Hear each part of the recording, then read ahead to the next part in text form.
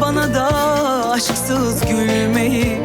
Ben bilmem ki sensiz sevmeyi. Ben bilmem senden ayrı uyumam geceleri. Darda kalırım da yakmam gemileri.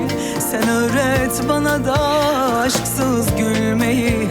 Ben bilmem ki sensiz Elif, sevmeyi. हमेशा तुम्हारे साथ हूं मैं।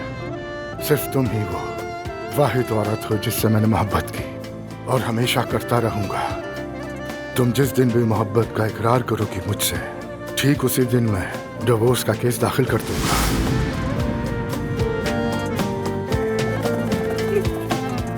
Dağıldım, döküldüm, vurgun bulsa gerek.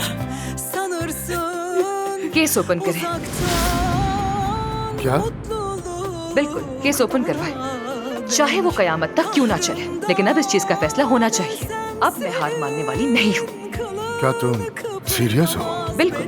और इस दौरान हम उस घर में रहेंगे जिसका आप कह रहे थे, ताकि मैं और हमारा बच्चा सुकून से वहाँ रह सके। और क्या? kim bilebilir Elif, ki ben bilmem मैं बहुत senden खुश हूँ। ayrı सब uyumam कुछ वैसा ही होगा geceleri. जैसा तुम चाहोगी। Darda kalırım da yakmam gemileri. Sen öğret bana da aşksız gülmeyi. Ben bilmem ki sensiz sevmeyi. शुक्रिया मेरी जान। ये लो गर्मा गर्म कहवा।